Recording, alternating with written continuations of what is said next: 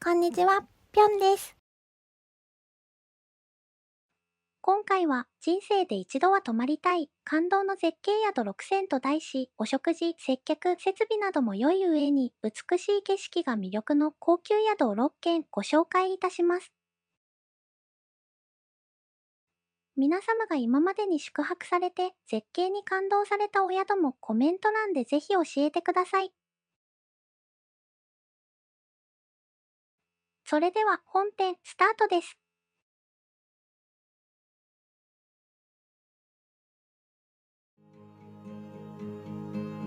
ずっと前から来たいと思っていた瀬戸内リトリート青凪に宿泊しました。とても広い建物の中に客室数はわずか7室。日本を代表する有名な建築家安藤忠雄氏が建築設計を手掛けました。もともと美術館だった建物をホテルとしてリノベーションし、2015年に開業。館内の至る所で素敵なアートと出会うことができます。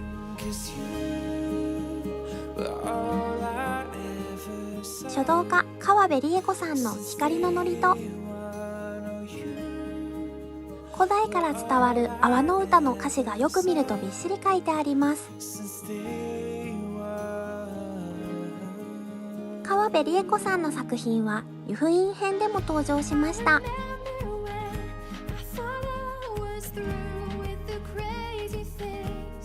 チェックインは15時、レセプションで行われます。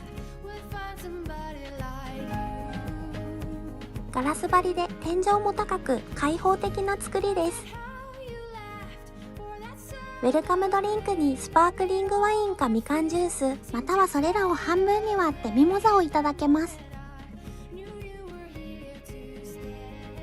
本館と別館があり、今回宿泊した別館には一つの階に客室が一つだけ。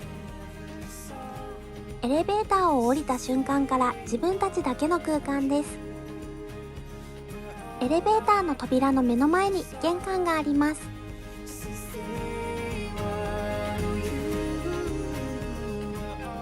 最上階の4階にあるパノラマビューのスイートルームに宿泊しました。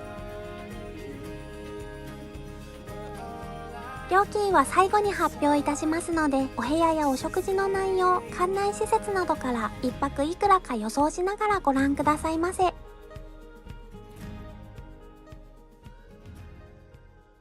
パノラマビューのスイートルームは一番人気があり、予約が取りづらい客室です。すべての客室が100平米以上のスイートルームで、こちらのパノラマビュースイートルームは上から2番目のランクです。ベッドは CD 社製のセミダブルサイズが2台。加湿器、空気清浄機、Bluetooth スピーカーなどの電化製品もさすがおしゃれなものが採用されています。デスクはナチュラルでこじんまりとまとまっており、空間に調和しています。メインルームとお隣のバスルームの間にドリンクコーナーがあります。コーヒーはお豆をミルでひいてドリップするタイプのもの。ドリンクもお菓子もすべて宿泊料金に含まれています。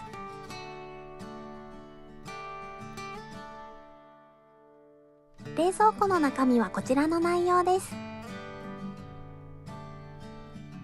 用意されているものはいずれも愛媛や瀬戸内を感じられるもの。お茶を入れてお菓子タイムにします。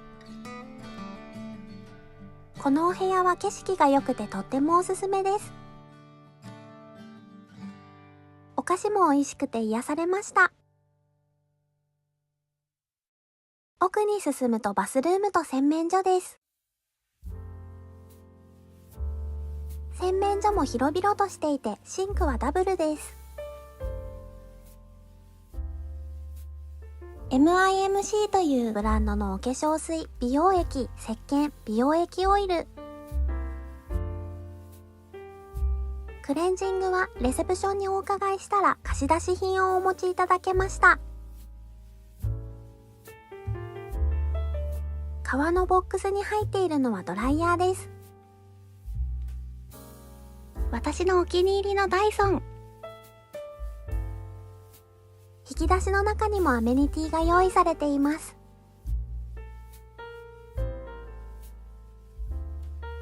歯ブラシと歯磨き粉のセット、カミソリとシェービングジェル、シャワーキャップ、ヘアブラシ、ヘアゴム、ビニール袋とアルコールウェットティッシュ。隣接しているクローゼットの中にはバスローブ、バスタオル、フェイスタオル、パジャマが入っています。パジャマは寝るときに快適な上下セパレートのゆったりしたズボンタイプです。私はバスローブを使う派でして、お宿であると嬉しいです。さらに奥へと進むとウォークインクローゼットがあります。さりげなく置かれた体重計もおしゃれ。トイレはお部屋に2つありました。1つはこの洗面所側、もう1つは玄関を入ってすぐのところです。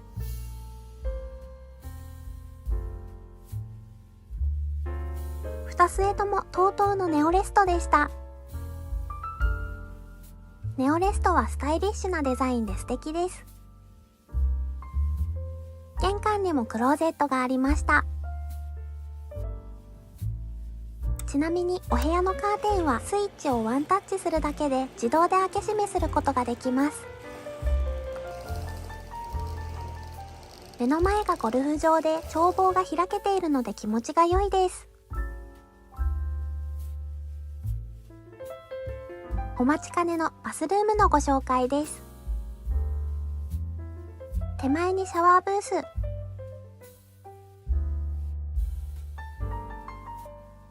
アメニティは日本初の高級スパブランドオールザットスパ。瀬戸内のレモンなど日本各地の有機植物が使われています。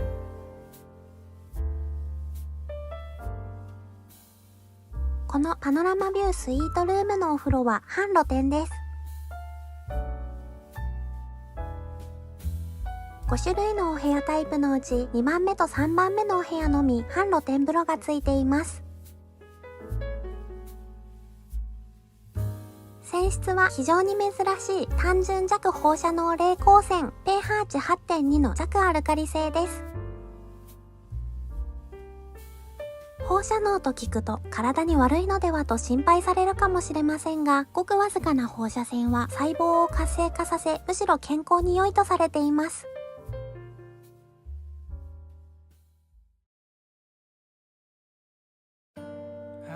館内は見応えのある素晴らしいところばかりです。一緒に散策していきましょう。本館2階のアートラウンジ。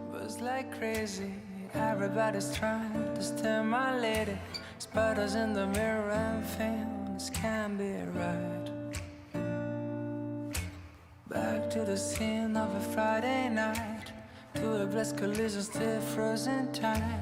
Spill drink as Cupid and the sound of her first chime. And why did you argue? We're dreaming of those eyes. スパークリングワイン、スパークリングティー、柑橘ジュース、愛媛県ゆかりのお菓子、コーヒーが用意されていて無料で自由にいただけます。Would I make a sound?Clock won't turn around. Ooh, you turn around. 1,000 little fire.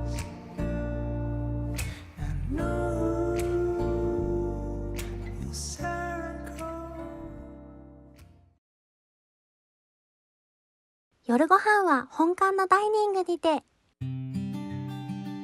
お席はカウンターかテーブル席から選ぶことができます。お料理のコンセプトは瀬戸内のショーケース。分厚いおしぼりは瀬戸内リトリートオリジナルの今治タオルです。ドリンクはセブングラスのペアリングコースをお願いしました。お先付けはさい巻きエビと平貝。菜の花、うるい、こごみ、タラの芽など春らしい食材でいっぱいです。リンゴ酢のジュレと生姜の風味でさっぱり。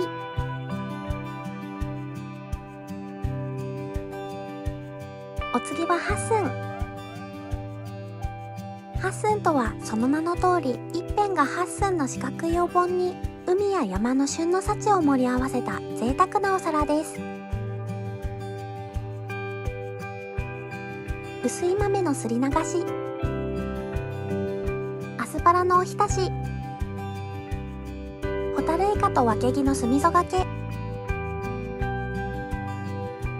卵カステラ、そら豆翡翠にタコうま煮、地元産のお芋、伊予美人の白あえ、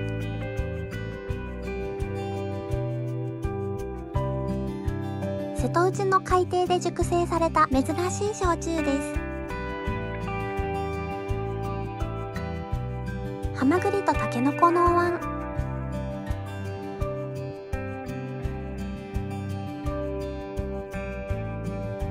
お作りは2皿続きます。1皿目は来島の桜鯛とアオリイカ。お塩かお醤油でいただきます。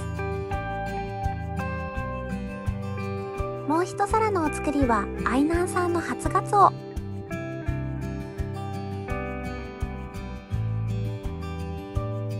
続いては金目鯛の山椒焼き。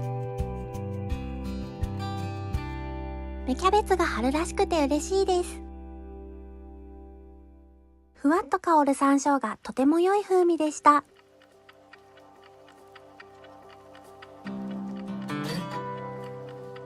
続いては藍魚で牛ほほ炙り。愛媛県は柑橘類の名産地であり、ここにも伊予柑が使われています。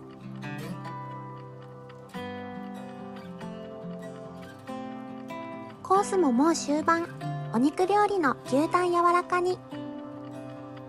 下に見えるのは聖護院かぶです。お食事のちらし寿司がやってきました。日本では古くからの風習で奇数の重なる日に邪気をお祓いします。春は3月3日に女の子の健康を願う桃の節句があり、家庭でもちらし寿司を食べることが多いです。とめ椀はすまし汁です。デザートはいちごのゼリー寄せとブラッドオレンジ。いちごには上から自家製の練乳がかかっています。ごちそうさまでした。お部屋へ戻る前にアートラウンジによりオレンジジュースをいただきました。おやすみなさい。おはようございます。朝もこの素敵なダイニングでお食事をいただきます。壁にかかっている大きな作品は戦後アメリカの抽象絵画を代表する作家フランク・ステラのザ・ホエール・ウォッチです。一日中美術品に囲まれて豊かな気持ちになります。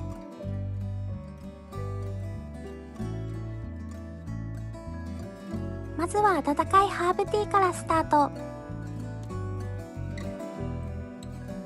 お膳が到着しました。木箱は3段それぞれにお料理が盛られています。中央にあるのは愛媛県でのみ栽培されている柑橘の女王紅マドンナのジュース。上質なお味がします。寝起きの胃に優しい湯豆腐。松山市は麦味噌のお味噌汁が主流でまろやかな甘みがあります。焼き物はだし巻き卵と3日間お味噌に漬け込んだ銀だらの西京焼き。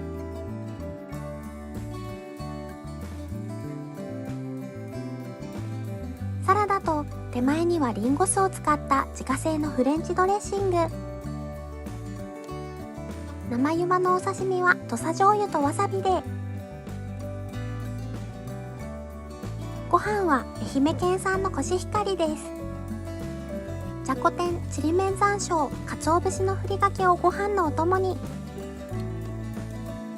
小鉢のお料理はほうれん草のおひたしとひじき煮という定番でありながら最高の副菜。美味しかったです。ごちそうさまでした。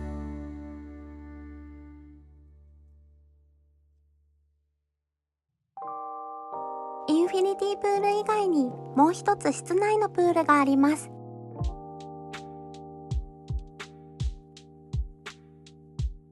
インフィニティプールが利用できるのは夏の間だけですが、こちらの貸し切りプールは温水のため一年中入ることができます。室内は暗めでなんとも非日常的な雰囲気のプールです。ジャグジーも併設されています。こちらのお湯は温泉です。シャワースペースもあります。玄関を中心にしてプールと反対側にあるのは脱衣所とサウナです。非常に至れり尽くせりでサービスが充実しています。お水やアメニティを用意していただけているだけで嬉しいのですが、なんと男女ともに水着、水泳帽とゴーグルまで自由にお借りできます。サウナマットとバスタオルもたっぷり。こちらの貸し切りプールとサウナは利用料金が1時間1万1000円ですが、今回は一休 .com のダイヤモンド会員特典で無料でした。サウナ室内ではヒーリング音楽がかかっていて、大きな窓から緑が見える素敵なサウナです。水風呂はありませんが、水シャワーで整えました。オールザットスパのシャンプー、コンディショナー、ボディウォッシュ、クレンジング、お化粧水、美容液、クリームが用意されていることも本当に嬉しいです。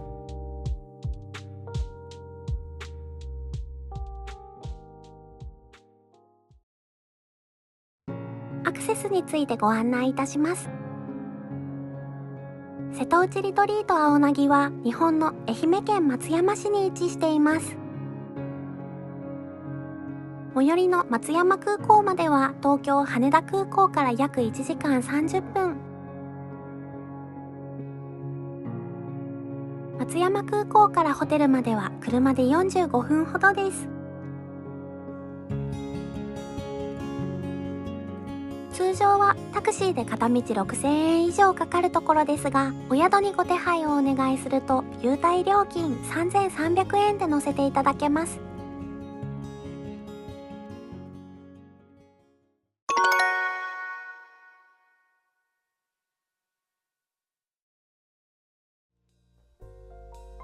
新潟県妙高市にある赤倉観光ホテルに宿泊しました。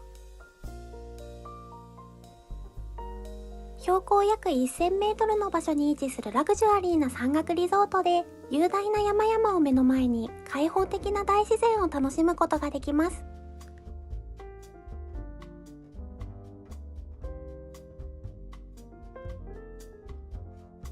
開業は1937年。昭和初期の国策として日本は国際的な観光誘致に力を入れており、当時の大蔵財閥2代目の大蔵吉七郎氏により建てられました。大蔵吉七郎氏は他にも上高地帝国ホテル、川名ホテル、ホテル大蔵を作り、日本の高級ホテルの基礎を築いた偉大な人物です。客室数は全部で76室。建物は本館、スパスイート棟、プレミアム棟の3つに分かれています。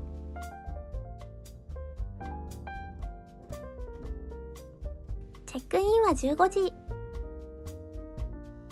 どのスタッフの方もいつも笑顔を絶やさず親切で優しい雰囲気です。今回は最上級グレードのプレミアム棟温泉露天風呂付き客室に宿泊しました。料金はこの動画の最後に発表いたしますので、お部屋、お食事、館内施設、サービスなどの内容からいくらか予想しながらご覧くださいませ。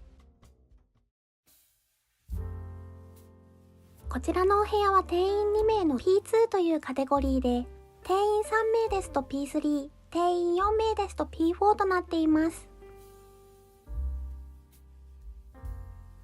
ベッドはシモンズのセミダブルサイズが2台。雪国らしいデュベカバー。もともとこのホテルの存在は海外からのお客様を迎えるためでもあったため、昔からの伝統として日本のおもてなしという部分にも意識を高く持たれているのだと思います。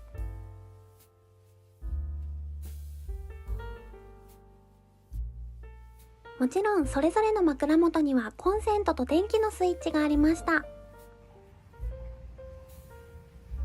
今度はデスク周りを見てみましょう。引き出しの中にメモ帳と LAN ケーブル。机の上にある本はどれも赤倉観光ホテルが掲載されているものです。そのお隣はドリンクコーナー。スパ棟とプレミアム棟の露天風呂付き客室の宿泊者は、お部屋内にあるお菓子とドリンクを無料でいただけます。お飲み物の種類は、ミネラルウォーター、コーラ、ポカリスエット、サントリー角ハイボール、アサヒ、エビスです。紅茶はシンガポールの TWGT、コーヒーはキューリグというカプセル式のコーヒーメーカーです。使い方はネスプレッソなどとそこまで違いがなく簡単です。電源を入れてマシンが起動できたらカプセルをセットしてボタンを押すだけ。通常の設定で結構量が多めに出てくるのですが、少なめに設定して濃く出すと良いかもしれません。棚にはホテルオリジナルのグラスやカップが入っています。こののりたけのソーサーの絵が可愛いですね。お茶は緑茶と延命茶という縁起の良さそうなお茶がありました。自家製のお菓子がとても美味しいです。こちらのテーブルに置いてある方は一休 .com のダイヤモンド会員特典です。お部屋にはテレビが2台、リビングと寝室に設置されています。カウチソファーのあるゆったりしたリビングです。続いてバスルームを見てみましょう。洗面所はダブルシンクでピカピカに清掃されています。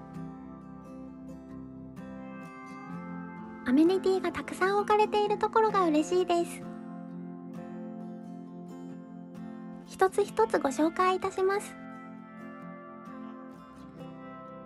大きな歯磨き粉と歯ブラシ、シックの4枚刃のカミソリとシェービングフォーム、ブラシ、櫛、ヘアバンド、綿棒、コットン、シャワーキャップ、体を洗うタオルとスポンジが3種類。ヘアゴムはフランスラックスというブランドのもの。パーフェクトなヘアゴムとしてアメリカで人気なのだそうです。基礎化粧品のセットはイギリスのエレメンタルハーボロジー。ドライヤーはダイソンのようなパナソニックです。しっかり分厚めのガウンと高級感のあるタオル類。ホテル名の金刺繍が入っています。洗面所のお隣はクローゼット。十分な広さがありますので、スキーやゴルフにも大丈夫です。引き出しの中に浴衣と羽織、ワンピースのパジャマが入っています。ドレスコードは一覧表になっているので分かりやすいです。トイレは玄関側にありました。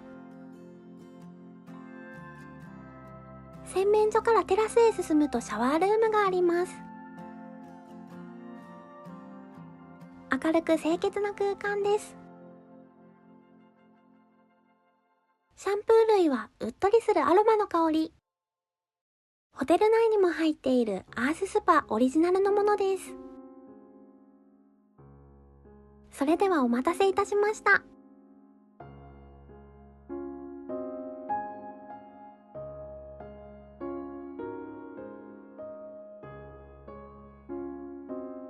全国屈指の眺望を誇る赤倉観光ホテルの露天風呂。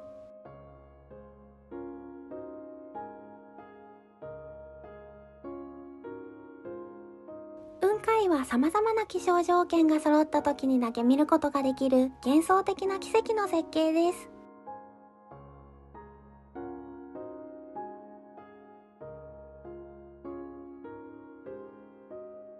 朝目を覚ますと眼下にこの美しいパノラマが、まるで天国のようだと思いました。泉質も素晴らしく、驚くほどたくさんの湯の花が舞っています。妙高山の中腹から自然に湧いている天然温泉の源泉かけ流し。源泉からホテルまで1819メートルを専用の温泉管で引いており、51度で湧出しているお湯が運ばれてくる間に少しずつ温度を下げ、ちょうど良い湯温になってお風呂に流れています。本当にちょうど良い温度でしたので私は使いませんでしたが、調節をすることも可能です。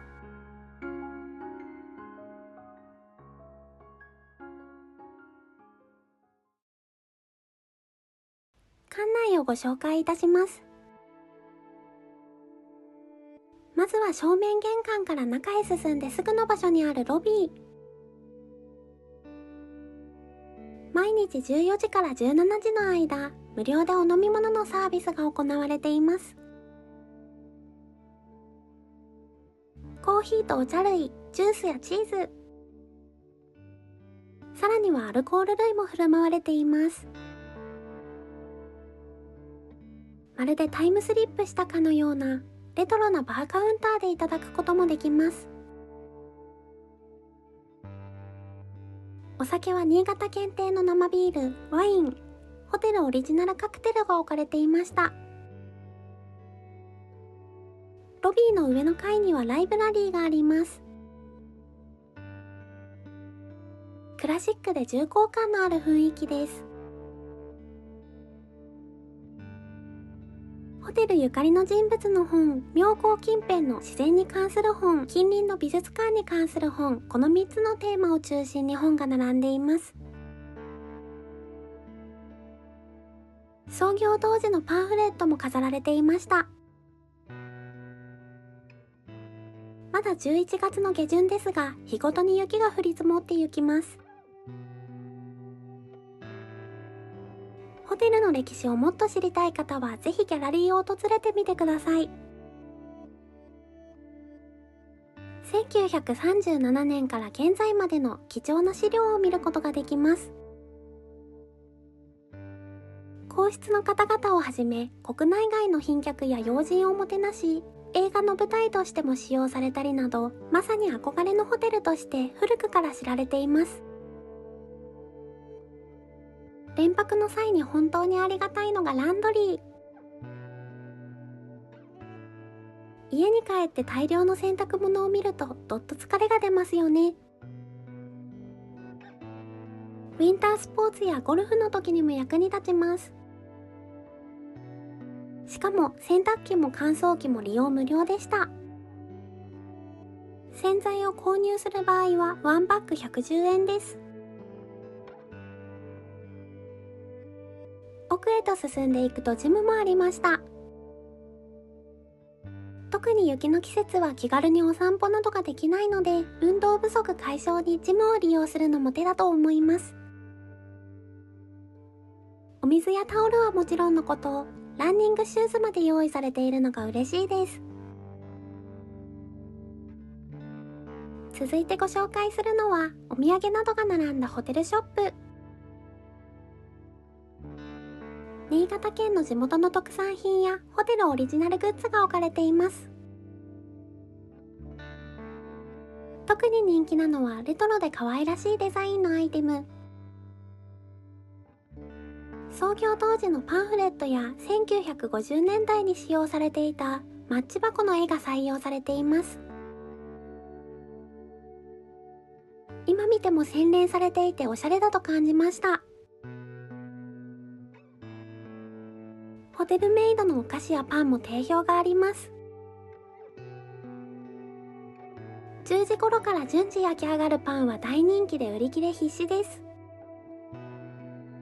ベーカーの前はガラス張りで外から見えるようになっています。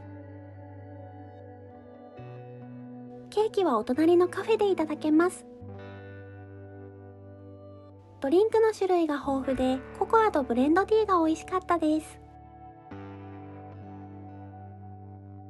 吹雪の中の真っ白な景色も雲海の出ている晴れ間もどちらも美しく非日常的でした。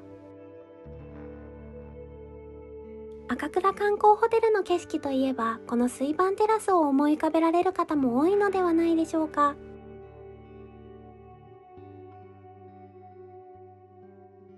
まだ11月の下旬ですが、今朝の気温はマイナス5度。川端康成の小説「雪国」の一節を思わせるように、来る時には新潟県へ入ると突然辺りが雪景色になっていました。スキー場としても有名で、ホテルから直接目の前のゲレンデにアクセスできる好立地です。年によって異なりますが、12月中旬から3月末までスキー場が営業しています。雲海が発生する可能性が高い時期は6月から7月と11月から12月で、前日との寒暖差の大きさや湿度の高さ、風が吹いていないことなど様々な気象条件が重なって初めて雲海が発生します。館内のいろいろなところにソファーが置かれていますので、館内のお散歩や移動の途中で腰を下ろして美しい景色を眺めるのも心が晴れ晴れして良い時間です。赤倉妙高一帯は国立公園に指定されています。大浴場は6時から24時の営業です。客室数が全部で76室ありますので、大浴場も大きな設備になっています。タオル類やアメニティも用意されていて便利です。基礎化粧品一式とコットンや綿棒、ブラシにシャワーキャップ、豊富に揃っていますので、お部屋から何も持たずに来られます。仕切りが大きく、シャワーのしぶきが飛ばず快適です。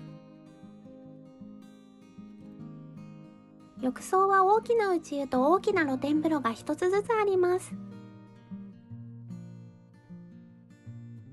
泉質はカルシウム、マグネシウム、ナトリウム、硫酸塩、炭酸水素塩泉、低調性で pH 値は 6.6 の中性です。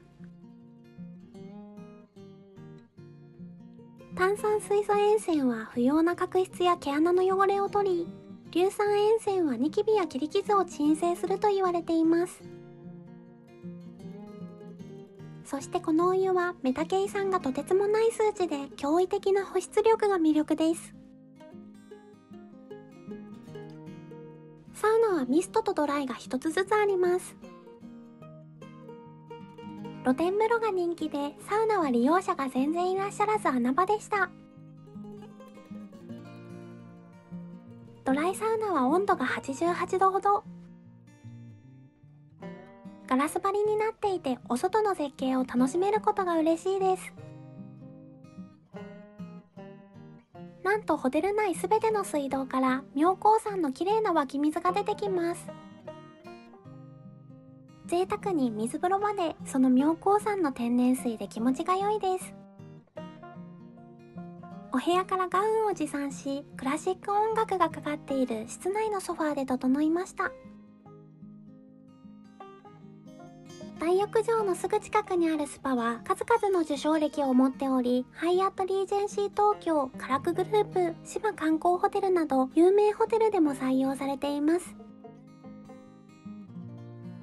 無料で利用できる貸し切りの加速風呂。こちらもタオル類、アメニティ完備です。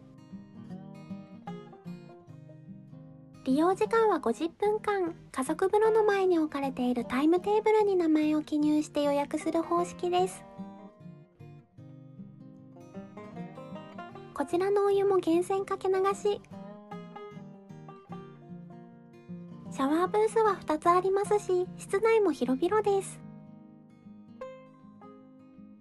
施設内はテラスも含め全室全館禁煙となっており、本館の屋外とプレミアム棟に喫煙所があります。レストランは3カ所、グリル料理のアクアダイニング、季節の懐石料理をいただける春菜ダイニング白樺、正統派フランス料理のメインダイニングソルビエです。今回は3泊4日滞在しましたので、毎日のお食事をご紹介いたします。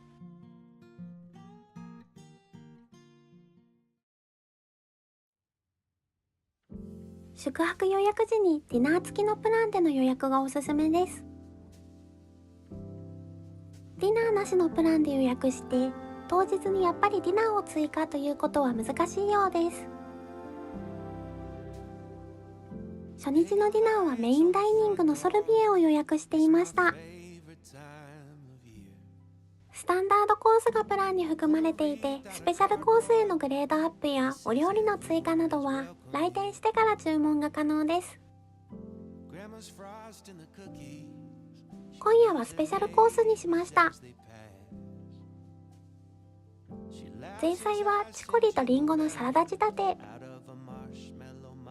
ブルーチーズと松の実がアクセントになっています。左からキノコの形のフランスパン、新潟のビール酵母を使ったライ麦と米粉のパン、そして人気のレーズンパンです。オードブルのブリと大根。赤ワインのソースにはお醤油が使われていたり、和を感じるお料理です。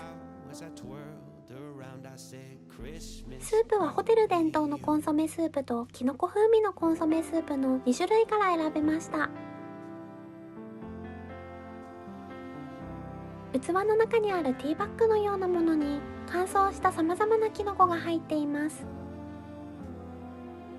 数十秒蓋をしてキノコのエキスを抽出したら出来上がり。ノーマルなコンソメスープと飲み比べると違いが一目瞭然でした。お魚料理は2名とも追加料金でアップグレードしていただきました。こちらは蒸しアワビのグリエ。上に乗っているものにはイカスミが練り込まれています。もう一方はオマールエビのカダイフ焼き。カダイフとはギリシャやトルコを起源とする極細の麺で、周りにまとわせて焼くことでパリパリの食感を楽しめます。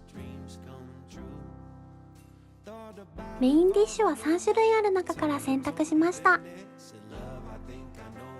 こちらは国産牛ほほ肉の赤ワイン煮込み。雪をかぶった妙高山に見立てた盛り付けになっています。アクセントに赤味噌と唐辛子のペースト。お肉がとても柔らかくて美味しかったです。別のセレクトで国産黒毛和牛フィレ肉のステーキ。非常に脂が乗っています。選べるソースはポルチーニでお願いしました。天井の照明が真下から見るとまるで雪の結晶のようになっていて、グラスに映り込んだ姿がキラキラとしていて綺麗でした。デザートは赤倉観光ホテルスタイルのモンブランです。マスカルポーネとバニラアイスのまろやかさ、メレンゲとカダイフのクリスピーさが良いコントラストになっています。モンブランがあまりにも美味しすぎて感動しました。間違いなく私の今までの人生で一番美味しいモンブランです。最後にコーヒーと焦がしで締めくくり、ごちそうさまでした。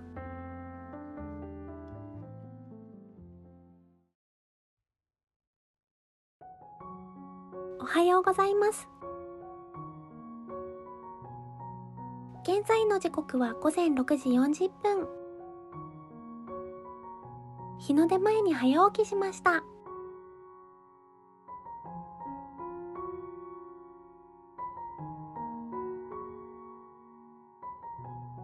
お外は氷点下で顔と指が凍りそうなほど寒いですが、美しい景色を撮影したくて夢中でシャッターを切っていました。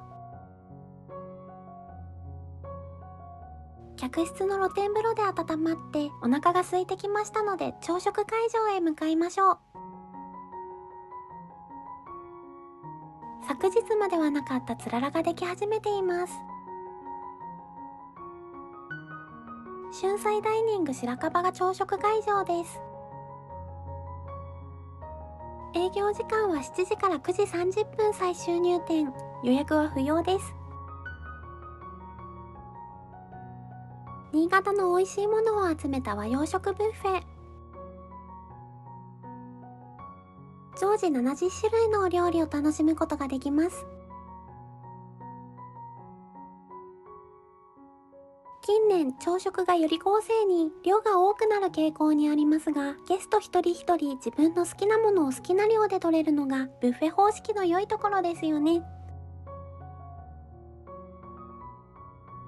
コールドクレマコーヒーは生ビールのようなサーバーから注ぐ新感覚のアイスコーヒーで、泡と液体が2層になっています。伝説のフレンチトーストは素朴に美味しくて、滞在中に10個くらいいただきました。こちらのホテルはパン類に定評がありますので、焼きたてのパンも必食です。なんと朝からスパークリングワインまで飲み放題。今日一日何も予定がありませんので、のんびり過ごそうと思います。新潟県のお米、新之助って美味しいですよね。数々のお料理をいただいてお腹がいっぱいになりました。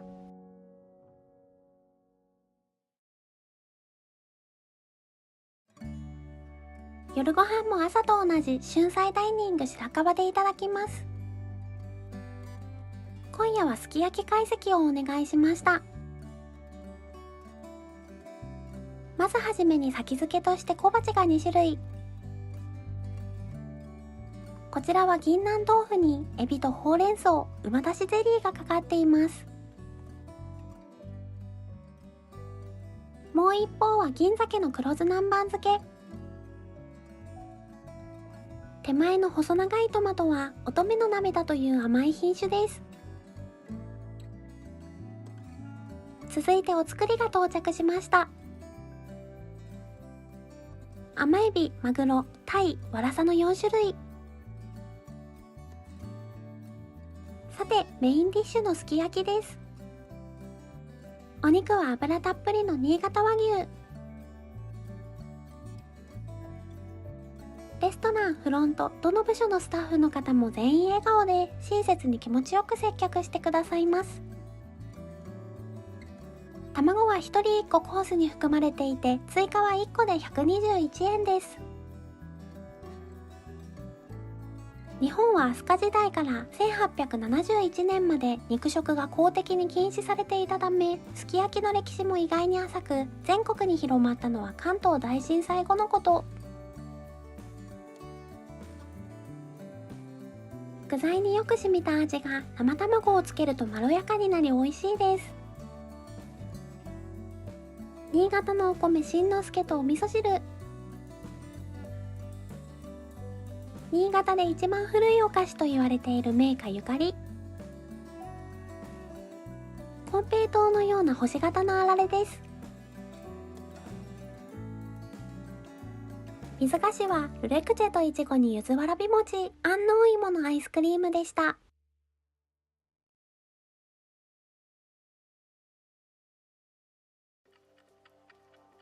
おはようございます。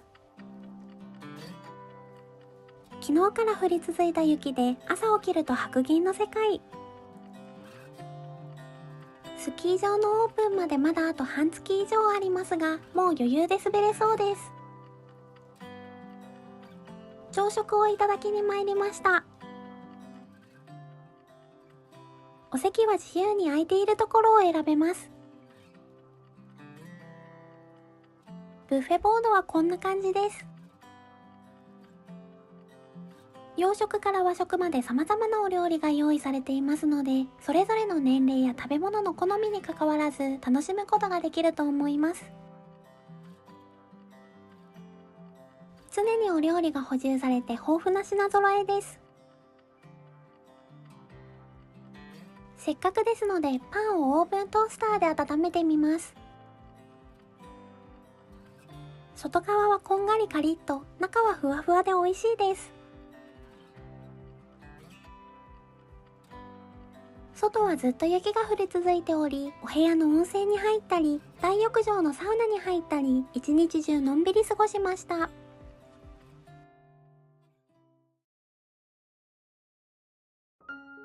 最終日の本日は1日目にも来たソルビエでアラカルトディナーにします。まず一皿目はアオリイカとマコモダケを使った前菜です。中に柿が入っており、優しい甘みがアクセントになっていました。続いてのお料理はホタテのグリエ。白いものは黄身がトロトロのポーチドエッグです。下に敷いてあるのは旨味の効いたキノコのソース。最高に美味しいです。こちらはオニオングラタンスープ。他のお料理は一皿を2名でシェアしていますが、スープだけは1人1つずつ注文しました。大正解の選択です。メインディッシュの一つで国産牛肉のハンバーグステーキ。上に乗せるものをチーズまたは目玉焼きから選べます。たまたま直感でチーズを選びましたが、前菜で思いがけずポーチドエッグが含まれていたため、結果的に良い決断でした。お好みでデミグラスソースをどうぞ。もう一つのメインディッシュには黒毛和牛のビーフシチュー。メニュー名にホテル伝統の味と書いてありましたので注文不可避でした。創業当時から受け継がれているお味なのだそうです。ビーフブロスの旨味がしっかり感じられて、塩味は控えめで素晴らしいお味でした。ビーフシチューにはクリームパスタがセットでついてきます。生クリームやバターのようなミルキーな濃厚さです。当初はデザートまで注文するつもりでしたが、お腹がいっぱいになってしまったので、その代わりにバーへ参りました。贅沢なひとときです。お部屋に戻ってバスタイム。雪で真っ白になった木がライトアップされていて美しいです。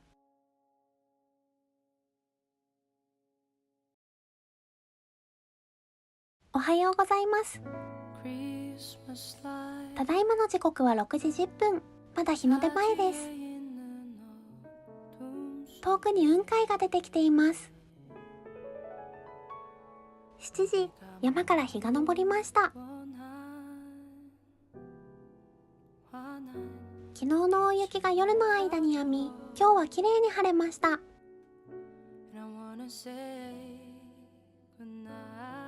遠くの街も真っ白でとても美しい景色です。前日からの寒暖差が激しく雲海が出る気象条件が揃っていると思っていた昨日の朝は雲海が出ず、逆に昨日からの気温の差がなくずっと寒いので見えないかなと思っていた今日は雲海が現れました。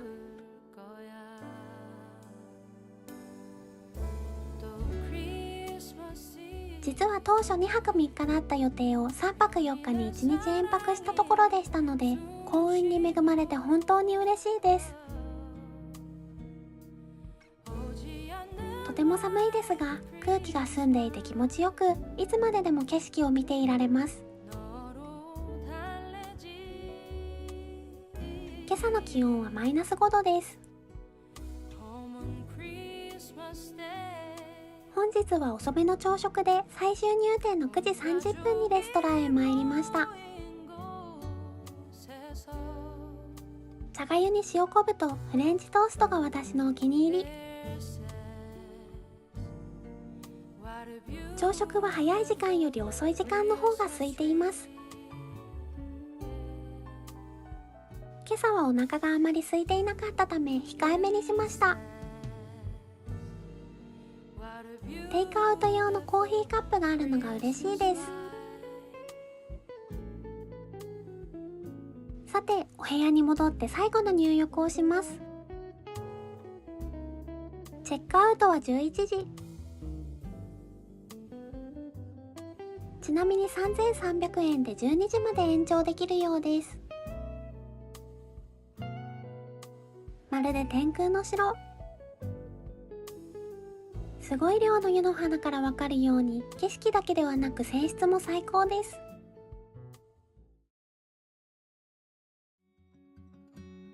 アクセスについてご案内いたします。赤倉観光ホテルは新潟県妙高市に位置しています。東京の都心からホテルまで車で4時間弱。関越自動車道、上信越自動車道を通って最寄りの妙高高原インターチェンジで降ります。冬場は冬用タイヤまたはチェーンが必要ですので、旅行前に道路状況をご確認ください。電車の場合は北陸新幹線を利用し、東京から約2時間半。北陸新幹線の長野駅でしなの鉄道に乗り換え、ホテル最寄りの妙高高原駅で下車します。妙高高原駅ホテル間は予約制の無料シャトルバスが運行しています。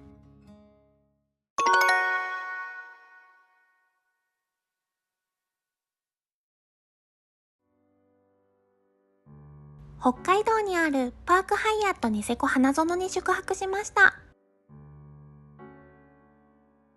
名峰羊蹄山とニセコ連峰を一望する唯一無二のロケーションを誇り、国内並びに世界各国からの旅行者が称賛するニセコの大自然を年間を通じて贅沢に満喫できるラグジュアリーリゾートです。今回はゴールデンウィーク真っ只中のグリーンシーズンに滞在しています。フロントでチェックインが行われました。チェックインは簡単でスムーズに終わり、早速お部屋へ案内されます。ハイアットリージェンシーやグランドハイアット、アンダーズをはじめ12のブランドを持つハイアットグループ。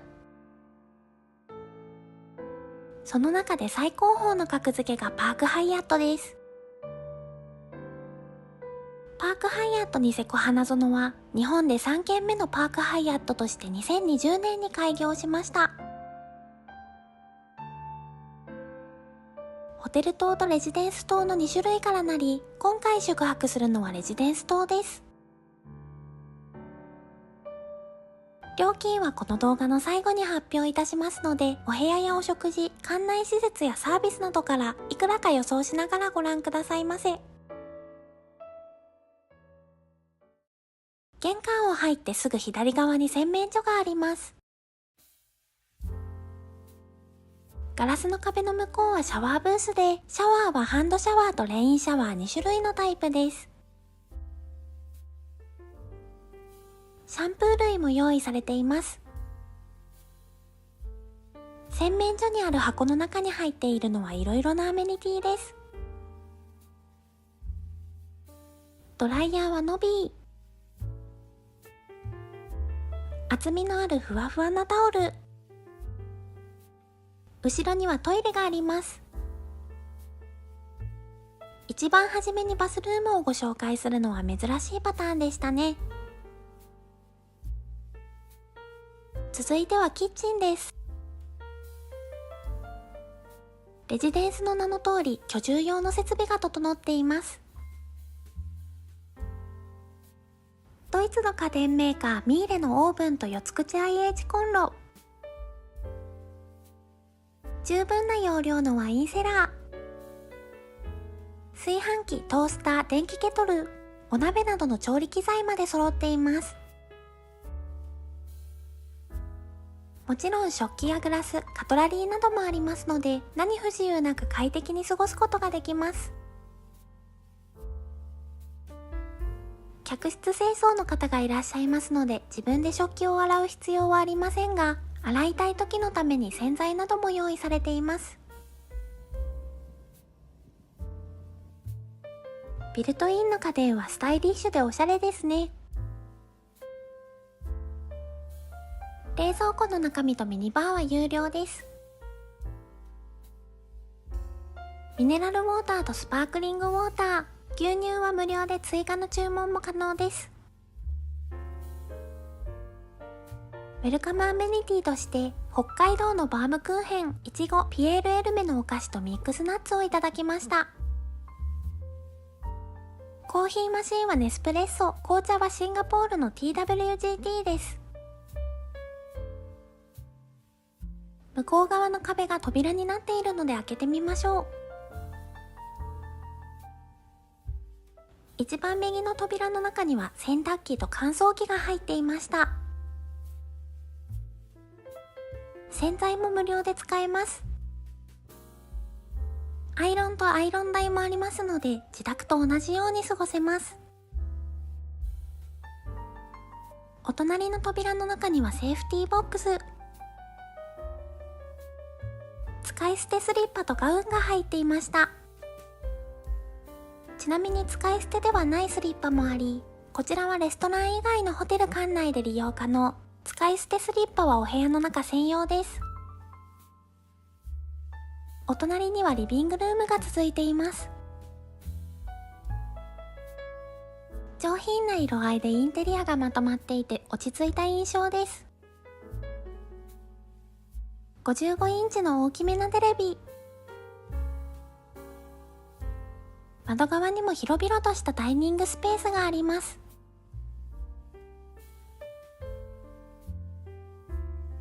北海道を代表する羊蹄山は日本百名山の一つです。なんとこちらのお部屋には専用の温泉が備わっています。泉質はナトリウム塩化物炭酸水素塩泉、低調性弱アルカリ性の高温泉です。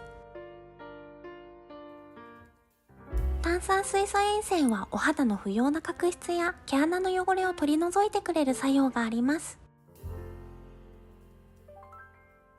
ポカポカと体がよく温まりました。温度を自分で調節できるところもいいですね。そして何といっても眺めが最高です。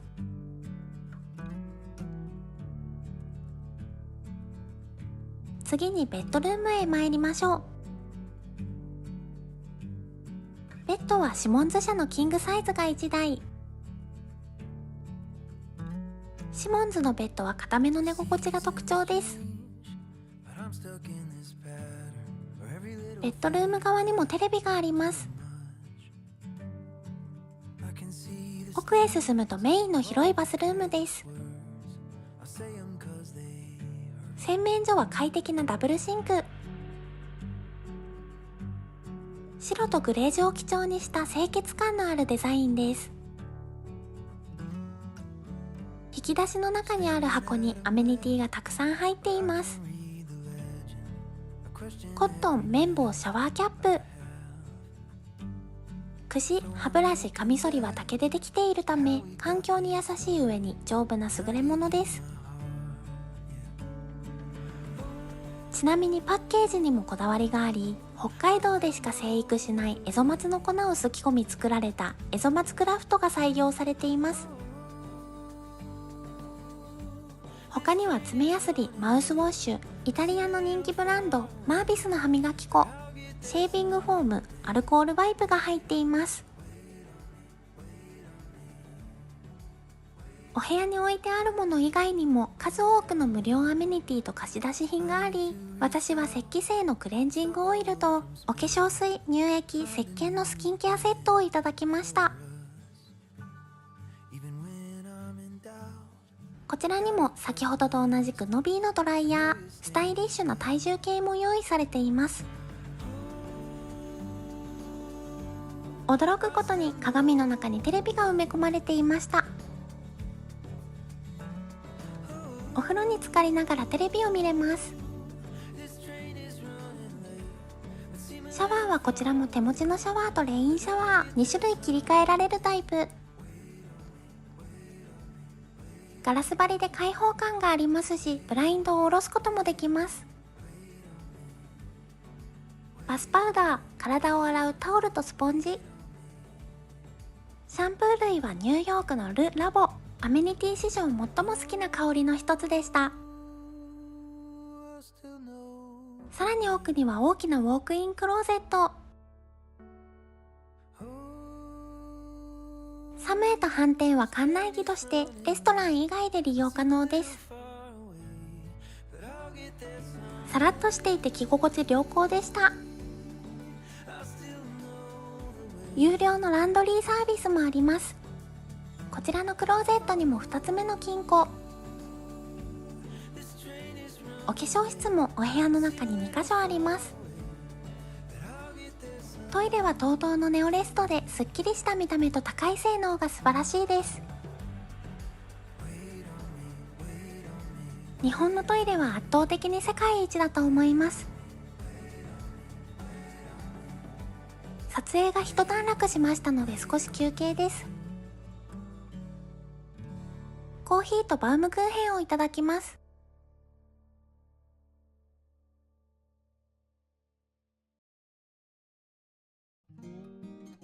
館内の施設をご紹介いたします。敷地面積は約80万平方メートル、客室は全部で169室です。宿泊しているレジデンス棟のロビー階に降りていくと、レジデンス棟専用のフィットネスセンターがあります。レジデンス棟はホテル棟に比べて静かで落ち着いた雰囲気で、私はこちらの建物がとても好みです。レジデンス棟の1階にはスキーロッカーがあります。冬には目の前がゲレンデになりますので、ホテルの扉を出たらそのまま滑走していけます。モリエール・モンターニュはフランス料理のレストラン。後ほど詳しくご紹介いたします。フランスの高級お菓子ブランドピエール・エルメも展開。パティスリー界のピカソと称されています。このピエール・エルメのあるエリアはデリというようです。この辺り一帯は毎朝の朝食会場でもあります。同じ空間にお土産や工芸品を扱うショップスペースもあり、北海道にゆかりのある作家さんの作品も販売されています。このレジデンス棟1階のデリとショップの目の前に、イタリア料理のオリビオ、寿司三川、中国料理のチャイナキッチン、炉端焼きの炉端、4軒のレストランが並んでいます。ホテル棟のロビー階にはラウンジがあり、アフタヌーンティーを楽しむ方がたくさんいらっしゃっていました。ホテル棟のロビー階にはスパと温泉大浴場もあります。入り口から入るとすぐに休憩スペース、その奥には洗面所が4つ並んでいます。クレンジング、お化粧水、乳液、ボディクリームなどの基礎化粧品、コットン、綿棒、シャワーキャップ、櫛などのアメニティ、タオル類やお水も用意してありますので、お部屋から何も持たずに手ぶらで来ることができます。洗い場は5箇所、うち1つはスタンディングシャワーで、ここニセコで作られた良い香りのするシャンプー類が置かれています。明るい光が差し込む大浴場、40度と42度、2つの異なる温度でバスタブが分かれています。大浴場の営業時間は6時から22時、1回50分の事前予約制です。大浴場の中にはドライサウナもあり、温度は110度ほどの高温に設定されていました。サウナに入ると必ずと言っていいほどお肌がツルツルになる気がします。サウナから出た時のためのシャワーと水風呂も揃っていました。フィットネスセンターはもう一つ、ホテル棟の2階にもあります。最新鋭のマシンを完備、24時間利用できます。フィットネスセンターを通り過ぎ、奥に進むとスイミングプールが現れました。営業時間は6時から22時。25メートルの屋内プールです。羊蹄山を望む素晴らしい景色で、3つのジャグジーも併設されています。水着の貸し出しなどはありませんので、プールに入りたい方は忘れずにご持参くださいね。今回こちらには3泊4日滞在しました。ここからは時系列に沿ってお食事を中心にご紹介いたします。1日目のディナーはレジデンス棟1階にあるモリエール・モンターニュへ。札幌で40年続くフランス料理の名店、レストランモリエールは、日本の地産地消の先駆けとして脚光を集めた伝説的な存在です。そんなモリエールの哲学を継承したお料理が、ここパークハイアートでもいただけると聞いて、すかさず予約を入れました。今回注文したのは一番高い24,200円のコース、フォレストです。一皿目は近隣農家産の大根と削りたての生ハム。味付けされていないそのままの大根を生ハムの塩味でいただきます。お次はごぼうのポタージュ。ふわっとした口当たりのカプチーノ仕立てになっています。ごぼうの香ばしい香りとミルクのまろやかさが合っています。パンとバターが運ばれてきました。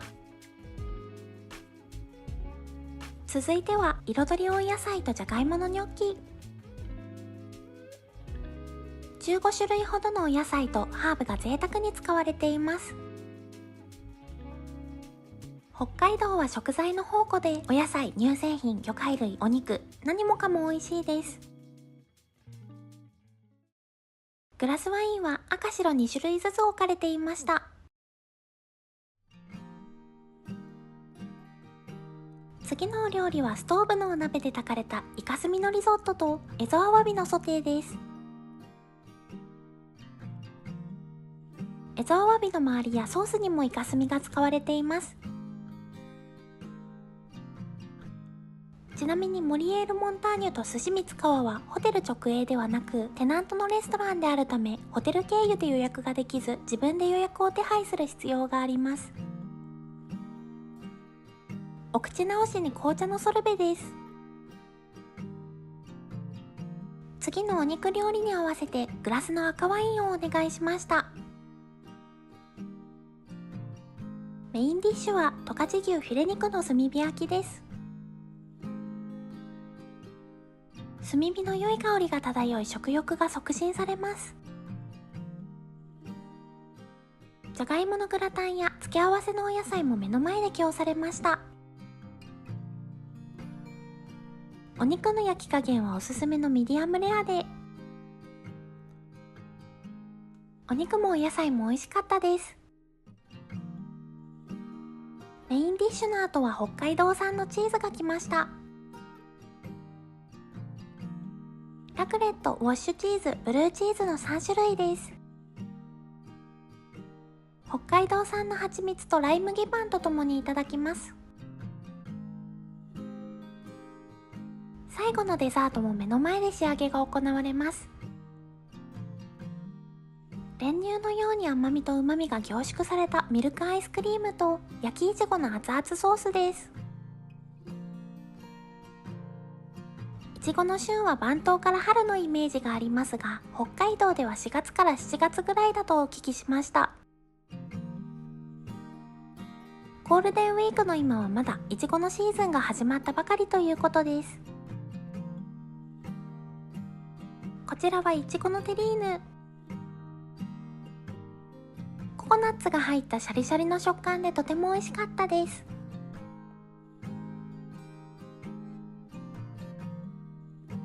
フランスの伝統的な焼き菓子ガトーサボワ。食べきれない分はお包みしていただけます。最後に食後のお飲み物をいただいて終了です。ごちそうさまでした。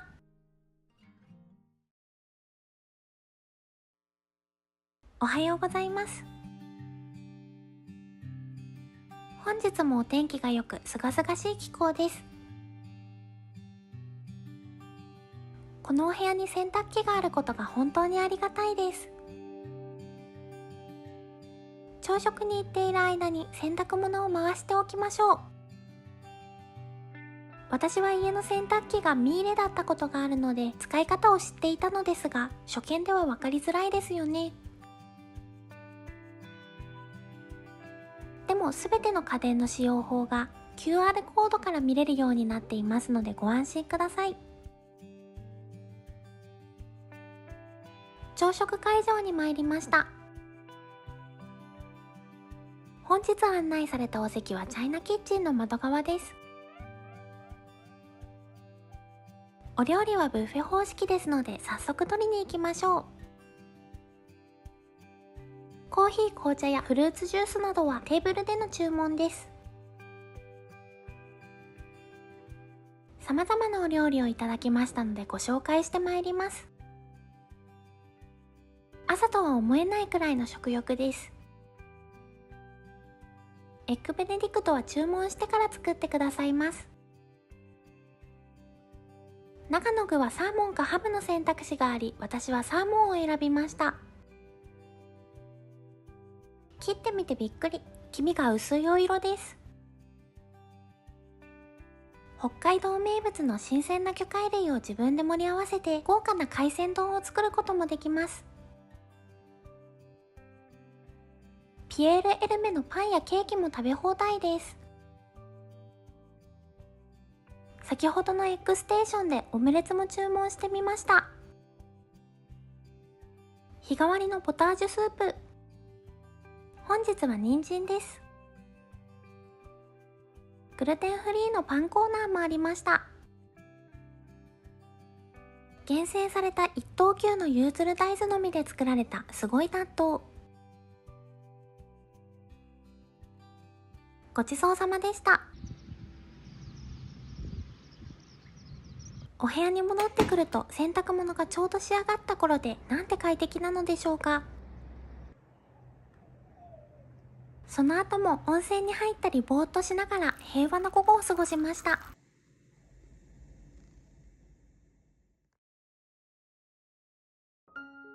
2日目のディナーは17時から寿司三つ川を予約していました。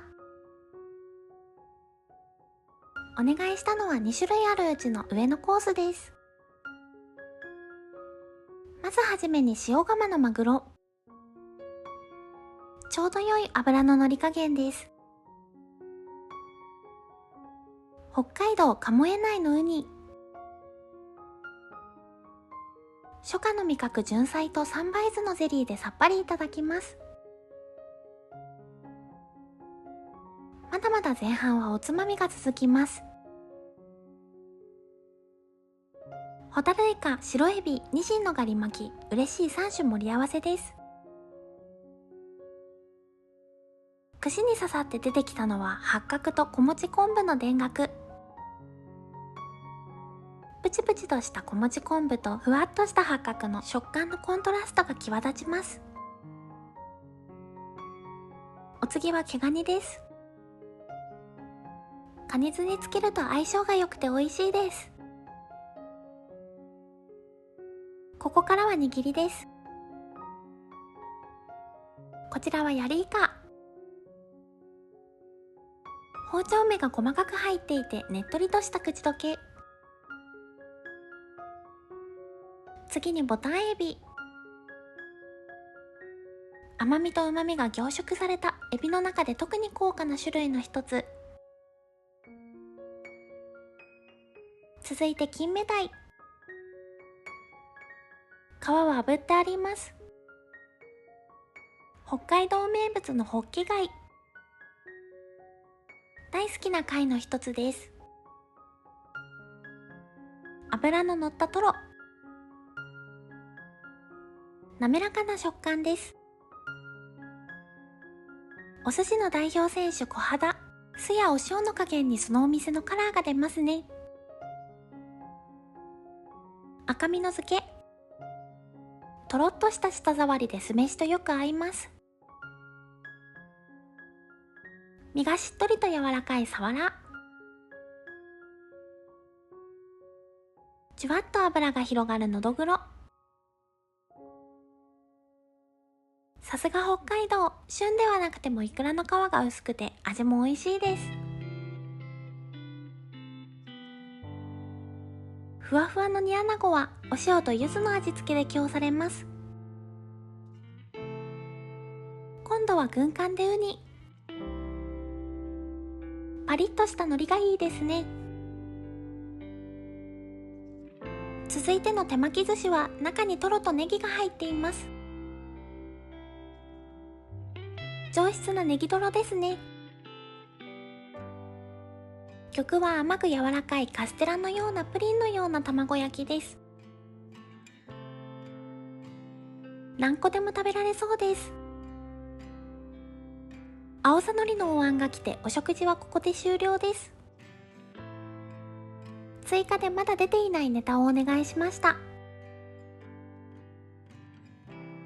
こちらは鮭の大助。マグロの中落ちとたくあんやネギなどを刻んだおはぎ。デザートに余市のりんごを使ったシャーベットでフィニッシュ。余市はフルーツも豊富です。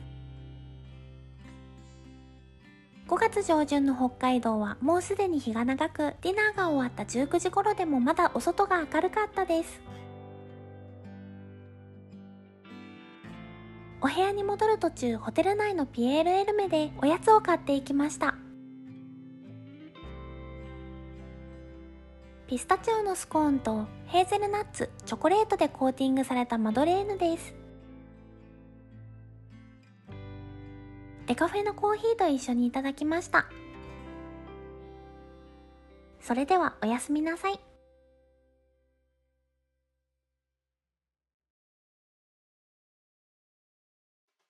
おはようございます。本日はソファーのお席に案内されました。昨日朝9時30分頃に朝食会場へ来た際はそこまで混んでいませんでしたが、本日9時頃に着いたところ非常に混んでいましたので、少しの時間差でも違いが結構あるかもしれません。おそらく8時台がすごく混んでいます。本日はポップアップコーナーが出ていました。こちらは近年注目されている植物工場で作られているお野菜です。天候に左右されず安定生産ができ、害虫の侵入も防げることから、無農薬で安全な農作物が栽培できるというメリットがあります。野菜は新鮮さが命であるため、販売店内や物流センターに工場を作り、食卓まで最短距離で届けられるよう工夫がされています。ゲストの多い時間帯はあらかじめオムレツが作っておかれているようです。ナッツとシード、自家製のリコッタチーズを盛り合わせてきました。グルテンフリーのコーナーで食パンを取ってみました。米粉のパンは温めると美味しいです。アレルギーなども可能な限りご対応してくださるそうですので、お持ちの方はスタッフへご相談されてみてください。日替わりの海鮮。オーダーしてから作っていただける麺コーナーもあります。コーヒーが上質で非常に美味しいです。私のおすすめのメニューはフレンチトーストで、ホイップクリームとナッツやシリアルをトッピングするとトロトロカリカリの食感が生まれて最高になります。用意されているお料理の種類が豊富な上、どれも美味しくて食べ過ぎてしまったため、食後に少しお散歩をします。5月上旬、北海道は春爛漫です。お部屋に戻ってきました。綺麗になったお部屋で少し動画編集をして過ごします。お昼過ぎ、ホテルを出て少しドライブに行ってみましょう。まだ雪が残っているところもありますね。ホテルから1時間20分で小樽に着きました。イワシの大群が泳いでいます。17時になりました。今夜のディナーは鉄板焼きです。景色の良い窓側にある鉄板の中央、とても良いお席にご案内いただけました。まずはシャンパーニュで乾杯。2種類のコースがあるうちのリーズナブルな方、ニセココースでお願いしました。お肉は追加料金で1名フィレに変更しています。手前がフィレ、奥がサーロインです。夜市にある平川ワイナリーのスゴンバンを注文。前菜は北海道産のヤリイカと山菜のキッシュです。山菜はフキノトウ、タラの芽、行者ニンニクの3種類が使われています。続いては北海道産のホタテと甘エビのタルタルです。甘エビからお出汁を取ったコンソメが美味。オーストラリアのリースリングを注文しました。お魚料理はサクラマス、ソースはニキチョウの蜂蜜と粒マスタードのビネグレット。絶妙な火入れでしっとりとミディアムレアに仕上げられています。蜂蜜と同じニキチョウで作られたシャルドネ。メインディッシュのお肉はおすすめの焼き加減、ミディアムレアでお願いしてあります。お肉に合わせてカルフォルニアのカベルネ・ソービニオンと北海道のピノ・ノワールを注文しました。いよいよ最後の仕上げに入ります。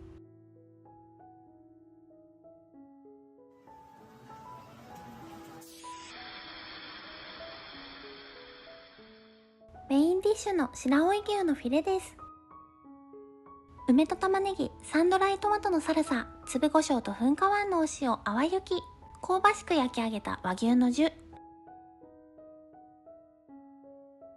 付け合わせのお野菜も美味しく、その中でも特筆すべきはじゃがいものピューレです。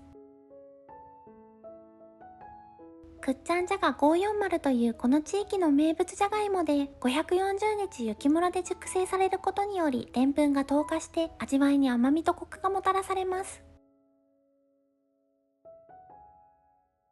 締めに青森県産のニンニクを使用した毛ガニと根菜のガーリックライス。一緒にコーンのものとお味噌汁も来ました。デザートも目の前で作ってくださいます。デザートのメニューはピエール・エルメの監修です。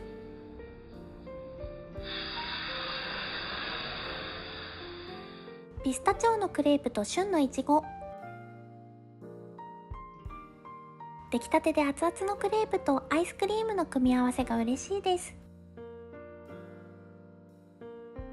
焼き手の方もサービスを担当してくださった方もとても親切で良いお店でした。毎日早寝早起きで健康的です。おやすみなさい。おはようございます。本日のお昼にチェックアウトするため少し早めに朝食をいただきに参りました。昨日と一昨日にいろいろいただいた結果、今日は何を取るか決めています。これからご覧に入れるのは最も自分好みのお料理たちです。自家製リコッタチーズにはまりました。北海道は酪農が盛んで乳製品もどれも美味しいです。水耕栽培のお野菜のグリーンスムージーとサラダ。オムレツはチーズとハム以外のすべての具材で注文しました。きのこ、葉野菜、トマトが入っています。デザートに外せないのはフレンチトースト。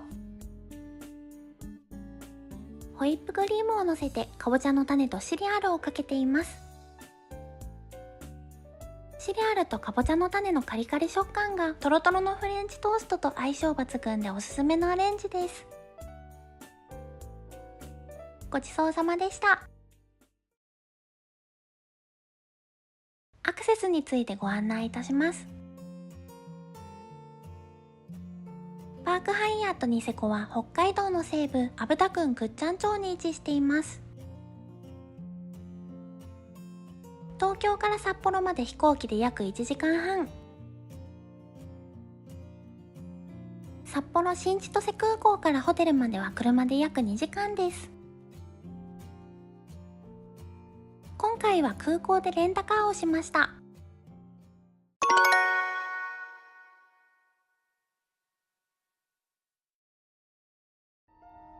今回は新潟県の南魚沼にある里山十条へ行ってきました。動画の前半で絶景露天風呂とお部屋、後半で実際にいただいたお料理についてご紹介いたします。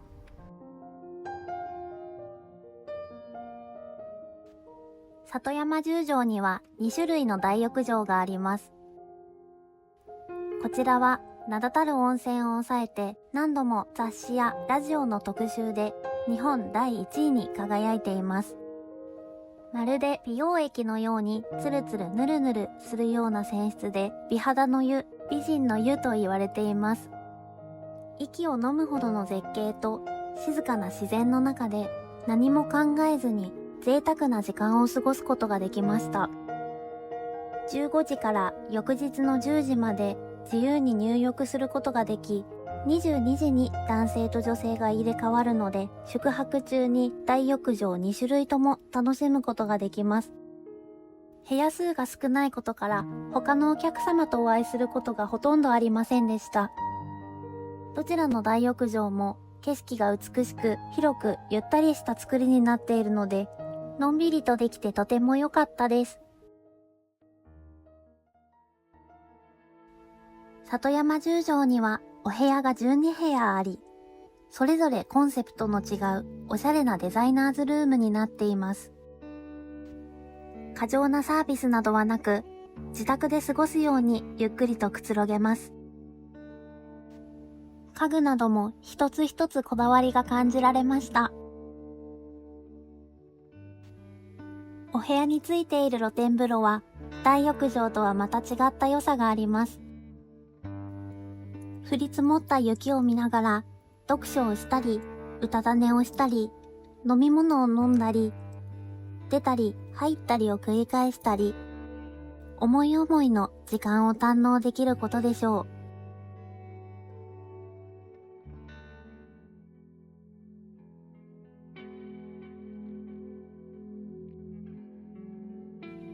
オーガニック&クリエーションレストランさなぶり。このレストランのテーマは、大地の恵みを感じていただくこと。地元産の食材をふんだんに味わえます。日本海の海の幸や新潟和牛、越後もち豚、それから里山の山菜や伝統野菜など、体に優しい食材が中心です。地味だけど地味ということもテーマになっており、生産者さんが手間暇かけて大切に育てた栄養たっぷりの食材をじっくり噛み締めていただきます。心身ともにデトックスされるような感覚になりました。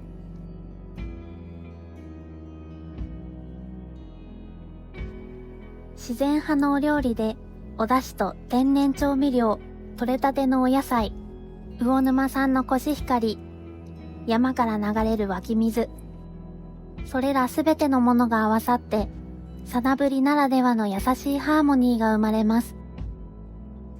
冬の時期は地元産のカニとブリも名物です。いずれも別料金で1週間前までの要予約となっています。必ず注文されることをお勧めします。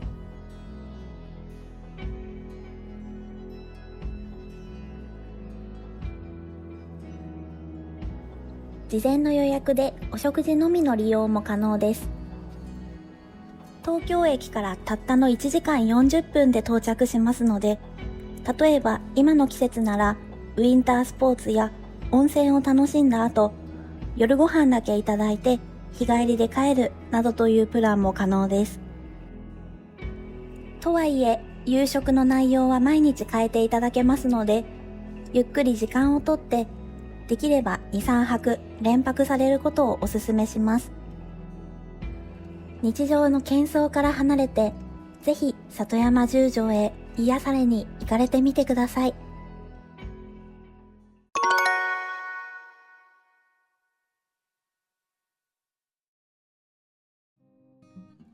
春の沖縄が気持ちよすぎてまたまた行ってまいりました。今回宿泊したのは沖縄本島にある百名蘭さんです。数多くの賞を獲得している人気のあるホテルです。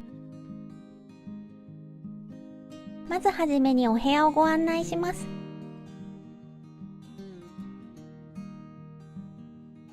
ゆとりのある玄関スペース。右にはトイレがあります。まっすぐ進むとお部屋が広がっています。ドリンクコーナーは結構充実している方だと思います。冷蔵庫の中はすべて無料でした。今回宿泊したのはエグゼクティブスイートというお部屋です。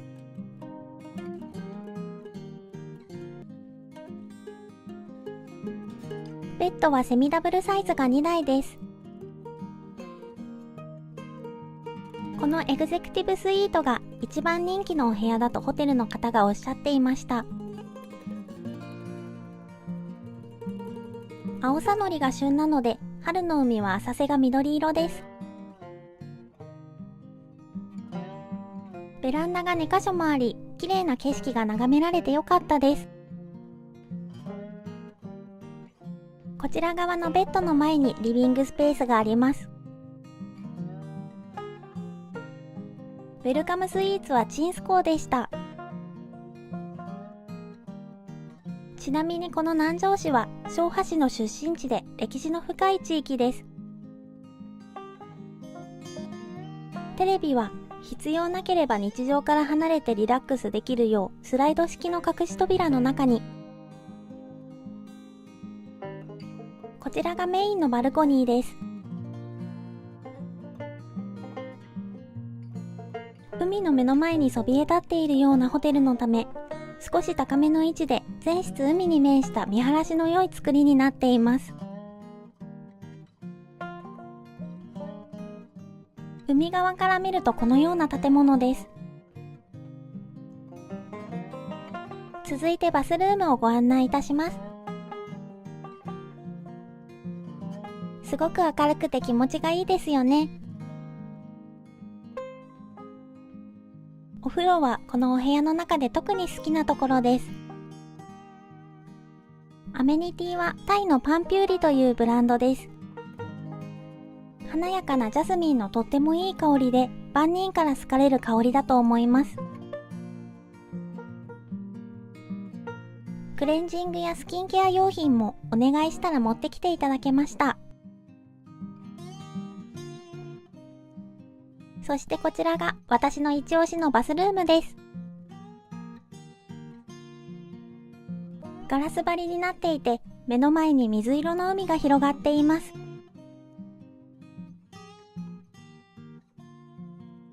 ビューバスはテンションが上がりますよね。ビールを飲みながらお風呂を楽しみました。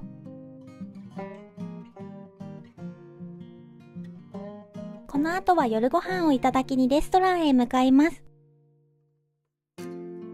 館内用のサンダル、少し厚底になっていて可愛いです。ロビーのある階に甘露というレストランがあります。お料理のジャンルは琉球テイストの入った日本料理です。コース内容はこのような感じでした。だんだんと日が暮れてきました。百長蘭からは朝日も夕日も望むことができます。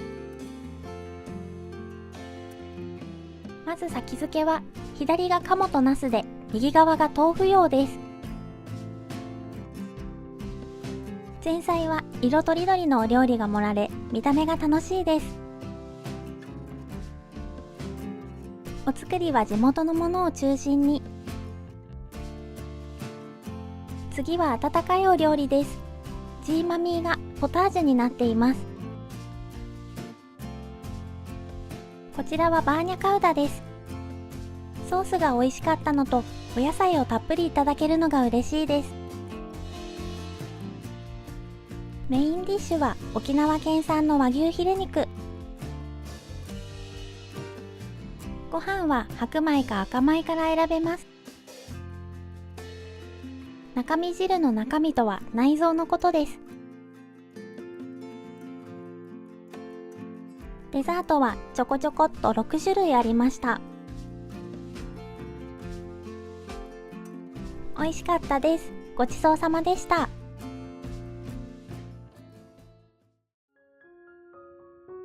百長蘭は沖縄本島の南部にあり、空港からアクセスしやすい部類に入ると思います。ここからは館内施設をご紹介いたします。屋上に貸し切り露天風呂があります。チェックイン時刻の前に到着しても、こちらでお風呂に入って待たせていただくことが可能です。素晴らしいサービスですね。お部屋のお風呂も素敵ですが、こちらも圧巻の景色で最高です。全部で6室もあり、たまたま空いていたのか、時間の制限なく利用ができました。大パノラマの絶景が220度にわたって広がっています。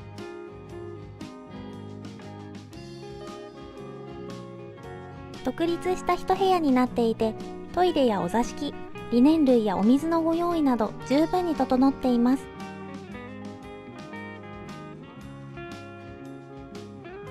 お水は可愛いミニ冷蔵庫で冷やされています。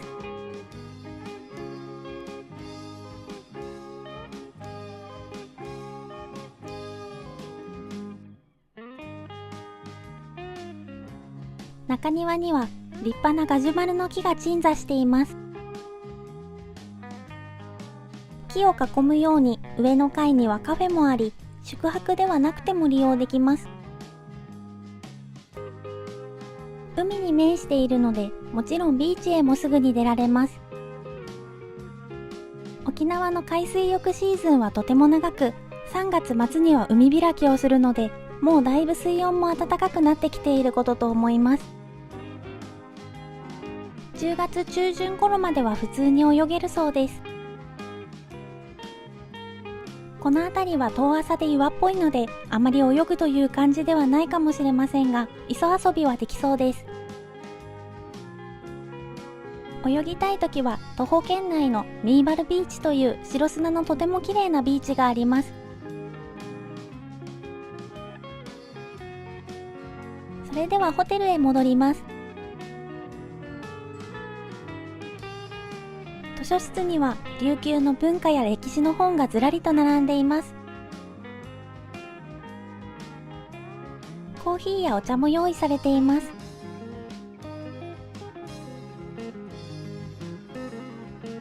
1階にあるギャラリー、資料館には12世紀から琉球王国末期までの偉人たちが並ぶほか、琉球の歴史をなぞる絵巻物や歴史の一場面を切り取った絵画が展示されています。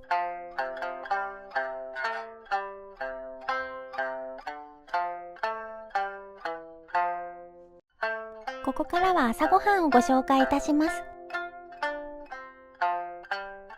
まず一番の名物は沖縄風炊き込みご飯のジューシー農雑炊です。全体的に和風のお膳ですが、少し変わっているのはこちら、アロエの甘酢漬けです。左は鮭、右は沖縄風のさつま揚げです。お味噌汁はアーサーとお豆腐。サラダと奥に小鉢が3つ。根菜のナムルと白あえ、ジーマミー豆腐です。蓋付きの器にはラフテーが。デザートはヨーグルトとフルーツです。かなり豪勢な朝食ですね。動画の内容が良かったら、いいねをぜひよろしくお願いいたします。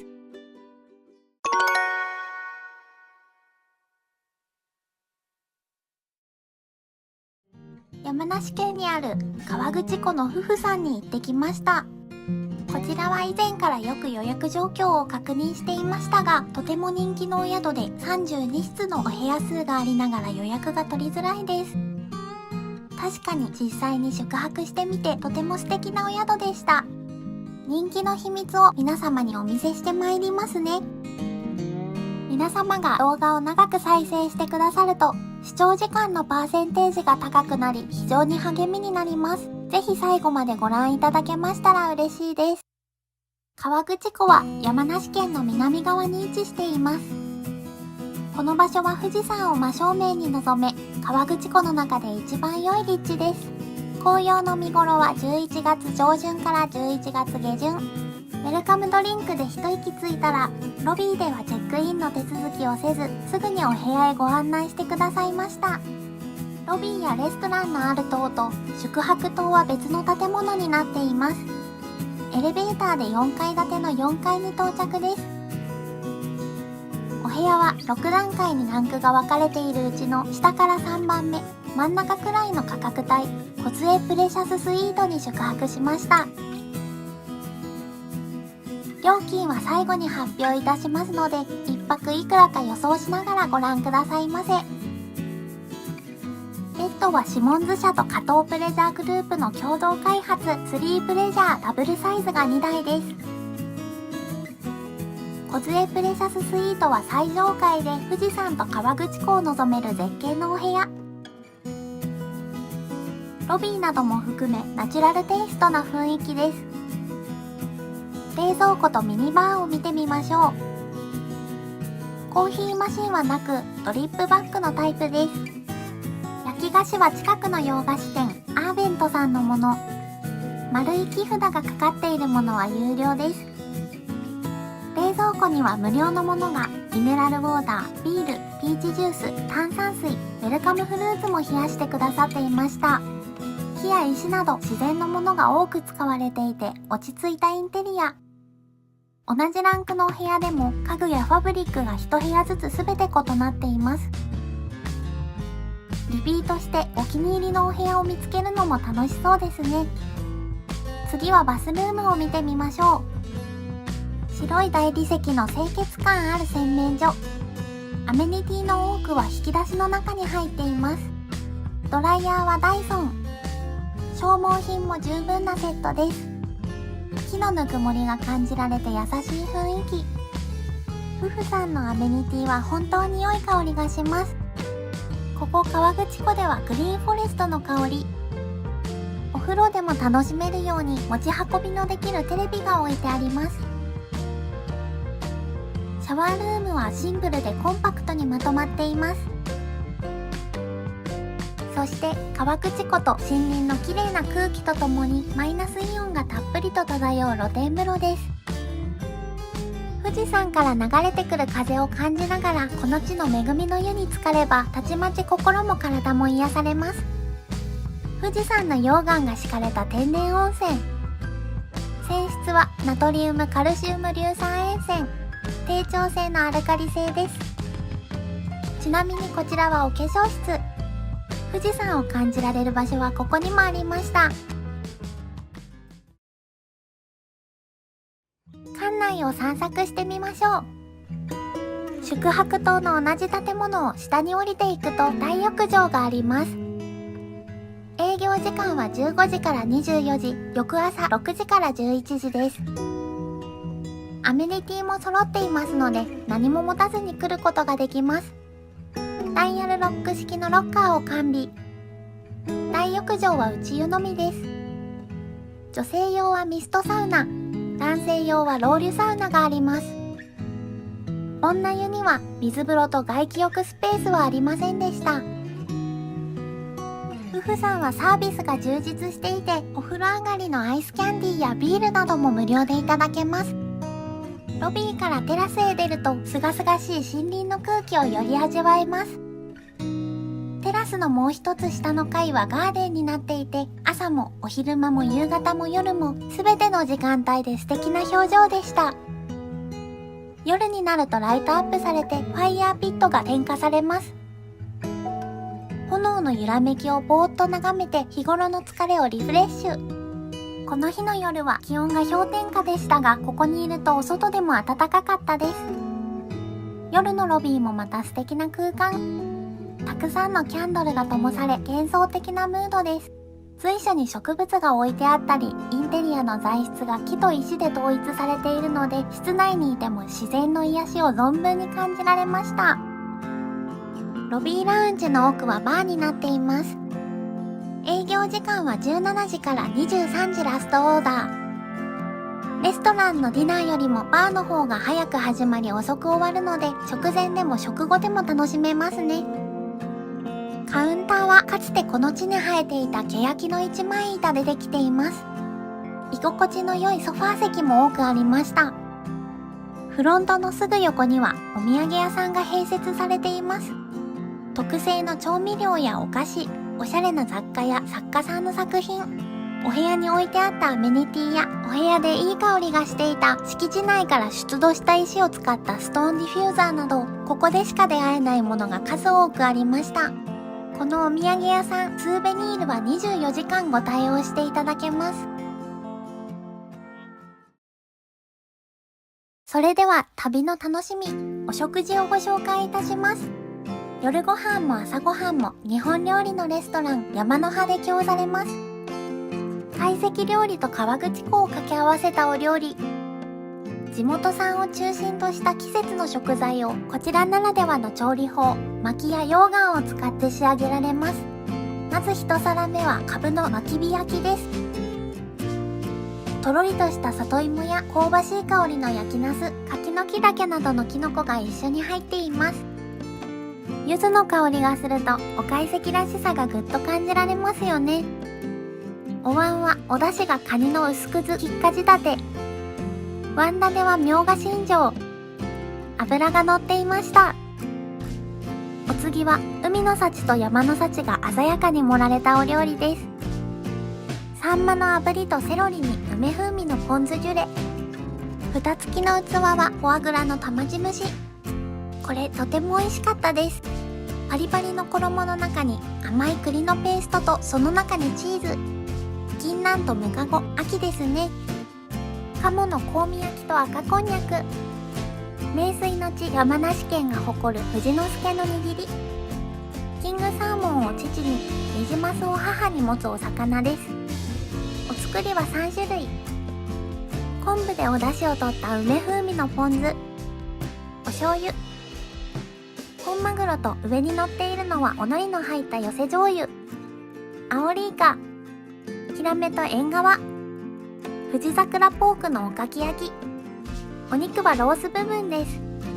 ソースは3種類、竹炭卵ソース、蜂蜜マスタードと赤ワインとバルサミコソース、姫人参のオイル焼き、お口直しに炙りホタテのおろしあえ、梨、柿、りんご、アクセントにいぶりがっこが入っています。熱々になった富士山の溶岩で仕上げるメインは黒毛和牛の焼きしゃぶです。目の前で調理から取り分けまでやっていただけます。この北海道の大椎茸も美味しかったです。途中からすだちを絞ると雰囲気が変わりさっぱりとします。お食事は土鍋でやってきました。タイの炊き込みご飯です。お米は山梨県産の竹川コシヒカリ、赤だしがマイルドで良いお味でした。デザートは奥がかぼちゃのプリンでくるみのあんがかかっています。手前はラムレーズンのアイスです。やはり夫婦さんはお料理がとても美味しいと思います。お部屋に戻ってバイオエタノール暖炉を灯していただきました。暗くなってからが綺麗なので、夜になったらフロントにお願いしてつけていただくシステムです。温泉でポカポカに温まって就寝します。おやすみなさい。おはようございます。館内のどこを歩いても気持ちがよく、散策したり大浴場に行ったりしてお願いしていた最終の9時半から朝ごはんです。懐石料理のレストランなので朝ごはんも和食です。まずはじめに富士の名水ゼリー、アールグレイとマーマレードのお味です。お次に運ばれてきたのは名物の納豆グラタン、中にお豆腐と牛肉のしぐれ煮が入っていました。そして富士五湖をイメージしたお膳、ほうれん草のおひたし、大根の煮物、貝サーモンの西京焼きと牛肉コロッケにだし巻き卵、お野菜とマヨネーズ、香の物、お味噌汁と麦とろご飯、根菜が入ったほんのり甘めのお味噌汁、麦とろご飯はお好みで濃厚な生卵とご一緒に。美味しくておかわりしました。ごちそうさまでした。